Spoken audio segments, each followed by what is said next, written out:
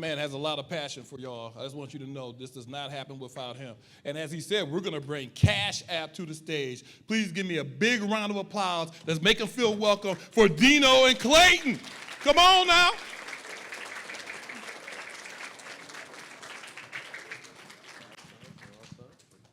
Thank you. Oh, there's a mic right here, too. Oh, we do got 2 mics. Hello, everybody. Oh. Good morning. Good morning. Oh, there we go. How's everybody doing today? Awesome. I love the energy in here. So I'll kick it off to you to start off with introductions. Yeah, absolutely. So my name is Dino Anagbogu. I work for Cash App on the inclusion and diversity space. I also share for the last 12 years. I have been a recruiter, so I've spent a lot of time hiring. And Clayton. Yeah, so my name is Clayton Wilks, and I work for Cash App as a financial inclusion lead.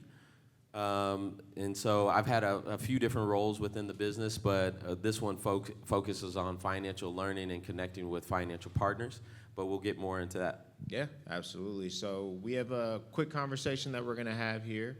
Hope you all will enjoy it, and then we're going to open up the room for questions. So to kick off.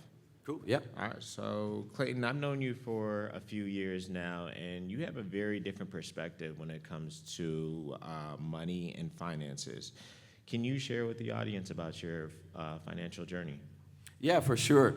So my financial journey was kind of actually an accident. Like I was in college, and I had an oral report, and the teacher was like, hey, you can do it on anything. And I'm the type of person that I need stuff on paper so I can accomplish it. So I was really kind of blank-minded on what I wanted to do. But when I went home, I had I checked my mail, and I had 15 credit card applications in my mail. And I was like, wow, they're really trying to go after me here. So let me learn about credit. And so I started doing an oral communication report on credit. And then I learned all the different facets of credit. And then I used that to my advantage. Obviously, I went into the workforce and did a lot of different jobs, but I always had finance in the back of my mind. So after taking different roles in like the food industry and stuff like that, I went to Square and Cash App, started working my way up through that, and then got connected with financial partners, and then took this role so I could help people understand about finance and be more inclusive, as like some people are left out in the financial area of life. Question for you. Did you sign up for one of those credit cards? I sure did. I signed up for one of those credit cards, and I actually used it really effectively. It really, really helped me build my credit.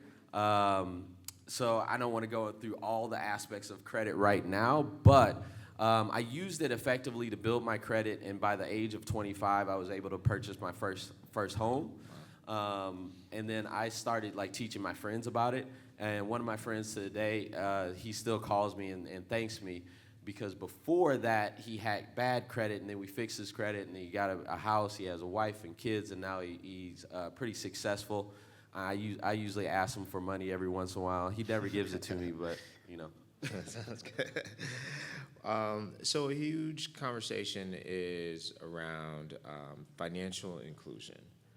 When you hear those two words, financial inclusion, what do you think about? What does that mean to you? Yeah, for sure.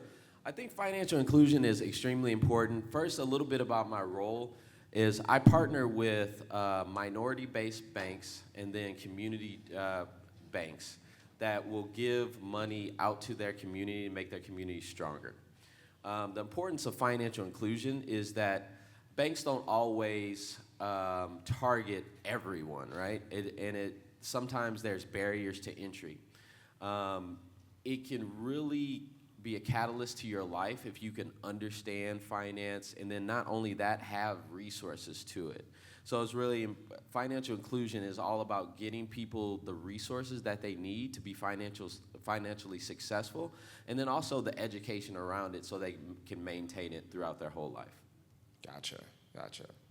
I want you to think back to yourself at these kids' age, right? So take yourself back to being, let's say, under 17. What advice would you give your 17-year-old self with all the information that you know now? do my homework, listen to my mom. No, I would definitely also like at 17. So just specifically going into like Cash App, we have a lot of different features on Cash App that also banks have, but they're really easy to use.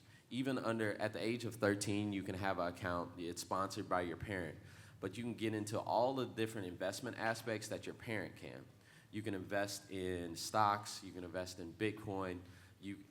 One of the biggest things that I try to tell people is about compound interest. So we have a feature on there where you can have a savings account that's going to give you compound interest.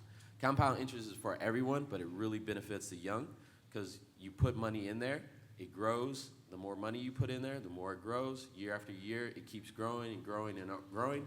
Next thing you know, over 20 years, you started out with a small amount every month. Maybe it's $100 every month.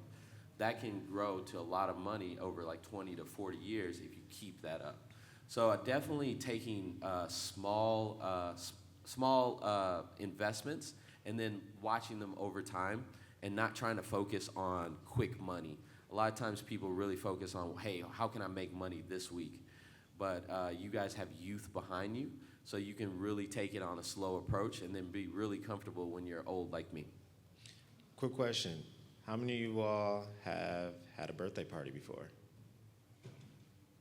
How many of you all have gotten money at your birthday party? So what Clayton is referring to is when we were younger, I'm not going to say how old we are, but when we were younger, we actually had to go into one of these big banks, right, to open up a bank account. And it was very difficult at our age or at your age at that time.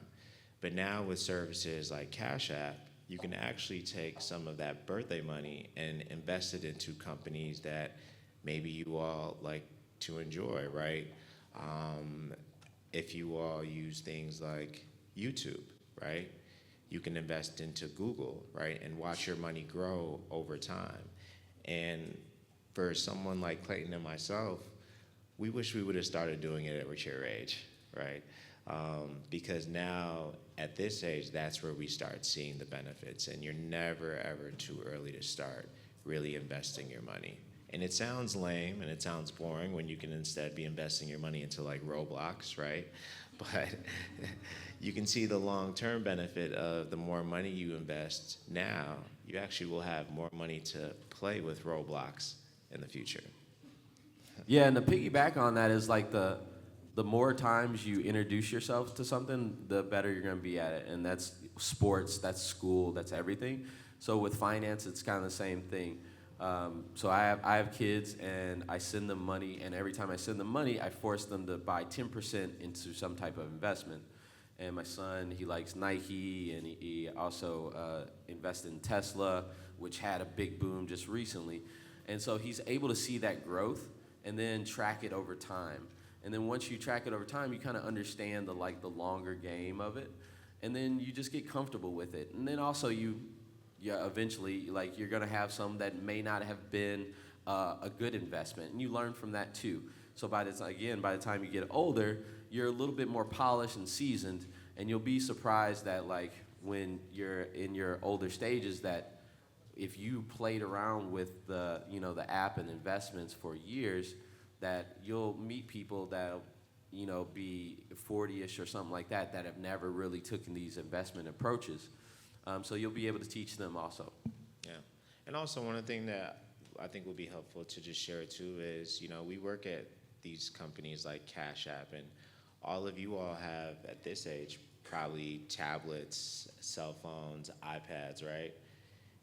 You all can work at the companies that you love the apps of, right? So whether that's Cash App, whether that's Roblox, like I have friends who work at Roblox, Netflix, if you like Netflix. I have friends who work at Google as well too. So these are all places too that you all should be inspiring, not only as you want to invest money into, but also think about maybe one day if you want to work there, and you'll be surprised at the opportunities that they do have, as well as Cash App for sure. For sure. Can we open it up to any questions at all? Yeah, we can open up to questions on the floor if everybody's prepared. Who has a question? Let's raise your hand and we'll get the mic to you. Oh, here we go. Please stand up and say your name. Hi, my name is Nicole Pardo. So I love that you're talking to the kids about investing their money, but I was wondering if you can give them an example, like a tangible example. So if you invest today $1 in 40 years, could be X. Because I think they know the concept of investing, like up in the air, but if you give them an example, a number, they might understand it better. So please. Yeah, for sure. So this one's a little louder. So with this one, it's hard to give you exact projections on it, but say I'm gonna give you a scenario or just compound interest. So for compound interest, it basically takes annual interest for your investment. So if you have $100, it is going to give you $4 back at the end of the year. So then the next year after that, it is going to take $104 and then give you 4% back off of that. So each year it keeps building off of that 4%. But also if you are putting money in each month, right, you are then going to compound that even more. So if you're taking $100 and you're putting that in each month, that's going to be $1,200, and then you're going to get 4% off of that. So you're going to get about like $52 each year. But then you're going to put another amount of $1,000 or $1,200 in for that next year, and it's going to stack again 4% on top of that. So each year you get 4% on top of your initial investment, but then 4% on top of that growth of that investment. So I know it's kind of hard. If you all can just Google compound interest calculator and just play around with those numbers, and then it actually has, and I can send this to Khalil, maybe you can email it out. It'll actually give you how much money you will make in 40 years or 20 years or whatever. And the thing about this is, like, this is one of the most stable ways because banks can pretty much guarantee you like 4 to 5% in these interest rates.